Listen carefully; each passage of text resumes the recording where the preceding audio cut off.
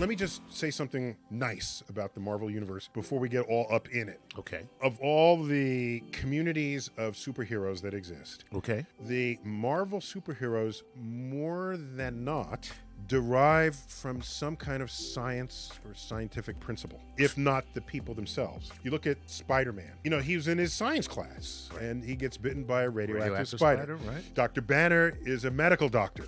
He becomes the Hulk. Iron Man is Iron Man. He's a total genius. Unlike Batman, not to pit DC against Marvel, but Batman is smart, but he's not the one inventing the stuff that makes him powerful. Exactly. He's got his company. He's got his whole company. Right. That's producing a all military this stuff contracting company. Right. With engineers in the silo doing their work. Iron Man is doing all his own work. So I applaud Marvel. I don't know where the science is in Hawkeye. Okay. He's got no powers. You know? And I love watching Black Widow. Who doesn't love some good martial arts? Right. But we don't have to talk about the science of that because that's and they don't have powers. They don't have powers. They're just superhuman very powers. good shots. Yes. Both of them. Both of them. They'd be great for like maybe the biathlon. America once again brings home Olympic gold thanks to Hawkeye and Black Widow. Are you familiar with Go ahead.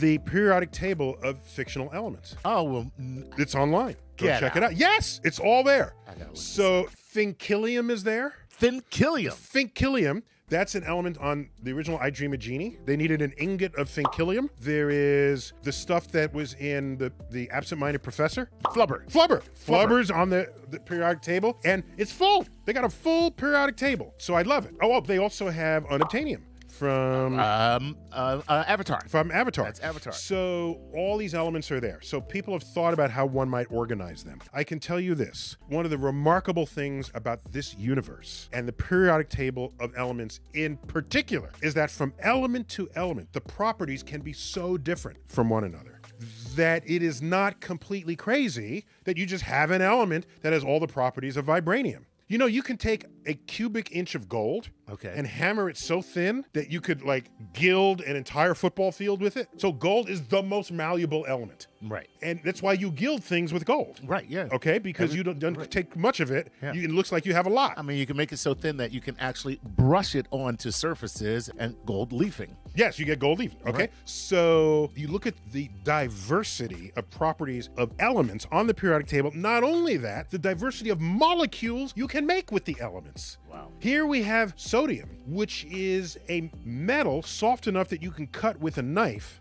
And it's poisonous, and it'll explode if you put it in contact with water. Add chlorine to it, a deadly gas, and you have table salt. Okay? I have oxygen, which promotes combustion. Then I have hydrogen, an explosive gas. Put them together, you make water that puts out fire. Right. So this diversity of properties that tells you that vibranium is one of the most inventive, realistic things you can think of on there. It's got all these properties that nothing else has. Right. That's true with anything else that has properties that nothing else has. I've got a friend and colleague of mine from the American Museum of Natural History, Ray Wynn Grant. Ray, welcome to StarTalk. Hi, thanks for having me. I think this is your first time, right? Very first time, not the last. So you are a large carnivore ecologist. That's right. Which I don't even know what that is. Wow, I kind of dig that though. I'm not sure what it is either, but I like it.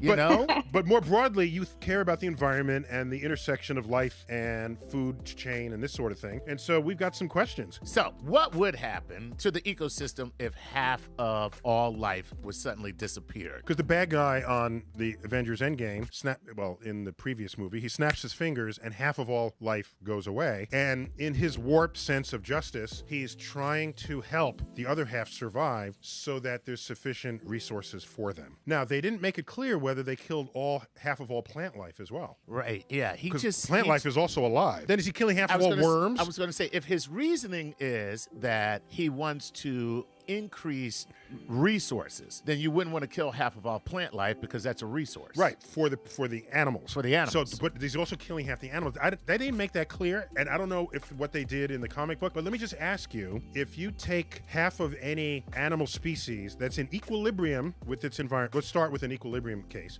It's in equilibrium. Okay. You take away half of them, what happens? That's a good question. Yeah, just like that. Yeah. Yeah, we're in perfect balance, and then you just cut that balance in half. Right, what happens? What happens? Sure, a lot of things happen. And I just want to be clear, this is just the animal species, right? Not plants. Let's assume that they didn't cut the plants in Yeah, half. let's leave the plants alone. Makes a big difference. Yeah. So, so it's actually a phenomenon that might be potentially very helpful to the planet because That's what plants are Thanos so said. And that's what he important. said. That's what Thanos said. Well, the movie is fairly accurate. And what would happen is that everything would be cut in half. So we would see a tremendous loss. People would be traumatized. There would be a lot of other kind of large-brained animals that would be traumatized, right? Like the whales and the elephants and the gorillas that we've noticed can exhibit emotions similar to people. And also grieve. They grieve death as elephants grieve death. So do gorillas and other apes. But go ahead. Right. We've even seen them shed tears and cry in sad situations. So there would be trauma. But in general, what's going to happen is a whole lot of reproduction. And especially with extra space, which means less competition for resources, we might actually see a huge spike in some populations of animal species. So if you think about if you have a small population of deer or some kind of herbivore and a huge meadow full of plant food for them to graze in, they're going to get bigger and fatter. And in the ecological world, that means more fit. So we'll see a huge spike in populations, maybe even beyond what ecologists call a carrying capacity. Carrying capacity is a term that we hear right now a lot when we talk about the human population. This would be the maximum number of people, you were saying. That's what you're saying. Maximum number for the resource load, for the availability of resources, the maximum number to stay in that equilibrium. So what often happens is we'll see a population actually spike and overshoot carrying capacity, and then we'll see another kind of mass death event, and it'll get back into equilibrium. So it would actually technically be kind of an ecologist's dream to see this happen, especially in theory, because it would be able to test out a lot of our theories. So it would overshoot. It would overshoot, yeah. Different species and different populations of organisms would overshoot at different times. So like I'm saying, like a deer population, herbivores would probably get there quicker than like whales or elephants or people even. And rabbits would get there first.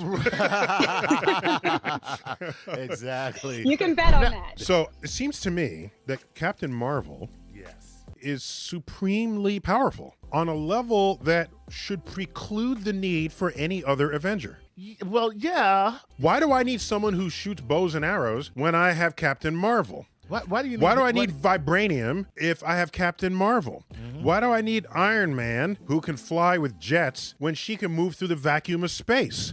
Why Without a spacesuit. Without a spacesuit. Yeah. Why do I need a Hulk who smashes things when Captain? Why do I need any other Avenger other than Captain Marvel? Plus, she glows. Yes. What else do you need? You don't need anything. Now here I have issues. That's her personality, by the way.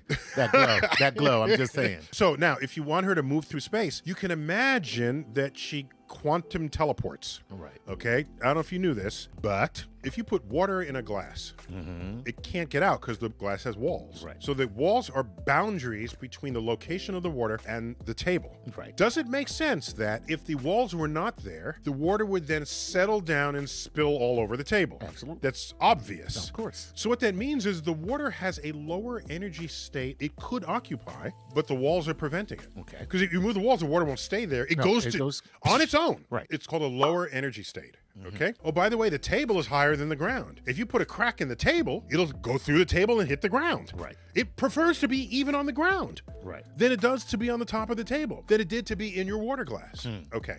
Quantum mechanically, you can trap a particle with the walls of a glass. It's a energy well. Okay. Okay. You can trap it there. Well, sorry. Let's look at just the water, or a marble stuck in a little skateboard park, and the marble can roll up and down. Back okay? and forth. Back and forth. There it is. Right. It's not leaving. leaving, okay? If you want it to leave, push it with fast enough energy so it goes over the top and then it goes down to ground level. Right. But you have to give it energy to get over that barrier Right. to then escape. And now it escapes. Okay, watch. It turns out, because particles can also be waves, the particle that's trapped in the well is also a wave that exists not only everywhere in the well, parts of that wave exist outside the well. So the particle has a chance, a small chance of existing outside of the well, a very high chance of existing in the well. So most of the times you look at the particle is inside the well. Every now and then it escapes. It's outside. Correct. To watch it escapes instantly. It breaks through the barrier, and no matter the width of that barrier, it goes from one side of the barrier to the other in 0 time. Right. So if she has control over the quantum continuum, she can then it's called tunneling. She could tunnel through any space barrier and be wherever she wants in the universe instantaneously. So she would be, in effect, entangled with the entire universe. Very clever. Yes. That would be a way to have her move through space in the way that she does. Wow. She would be quantum entangled with every location in the universe, right. so that she could then materialize herself wherever she needs to be. Wow. Having tunneled there through these barriers. Correct. That's pretty wild. Right. But she still can't move a damn glove into a minivan. Oh, I tripped. I should have tunneled. I should have tunneled. What was the whole Mobius strip thing? So, remember Tony? He figures out the quantum key to time travel by asking Jarvis for a Mobius strip. And then he actually calculates something using the Mobius strip, and I don't know. From there, I'm like, okay. Yeah. I don't know if there was any real science in there after that. So it's called gobbledygook. Special kind of movie science. Right. So there is such a thing as a Mobius strip. Okay. And a Mobius strip is a fascinating thing. It's a fascinating thing. If you want to make one, cut a ribbon. So a long, thin strip. A ribbon of any length, doesn't matter. Okay. Okay. Maybe make one a foot long, just for sake of, and maybe 2 inches wide. Okay. And then you could tape the ends together to make a loop. All right. Okay. Not the sides together. That would make a long cylinder. Right. Just tape the two short ends. That would make a loop. Right. Okay. That's nothing odd about a loop. No. There's an inside of the loop. And the outside. And outside. You can paint the inside if you wanted. Okay. You can paint the outside. Right. Okay. Instead, this time, instead of connecting them that way, give one of those edges a turn. Okay. Okay. 180 degree twist. Okay. A twist. All right. Then tape them together. So now what you have is kind of an S-shaped, like almost like figure 8 that turns in and out on itself. It is So it goes way more in and it goes out. It is and way goes- more profound than that. Okay. Okay, you ready? Go ahead. That thing has only one side. You could draw a line along the length of it as you pull the ribbon through. And without ever lifting your pencil off the page, without ever crossing the edge of the page, you will land back where you started and you would have put a line on all surfaces of it. Ooh. It is a ribbon that has only one side. Ooh. I'm trying to picture this And if in you my mind. cut along that line, if you cut it in half along the line you just drew, you make a single loop twice as big. You don't cut it into two pieces.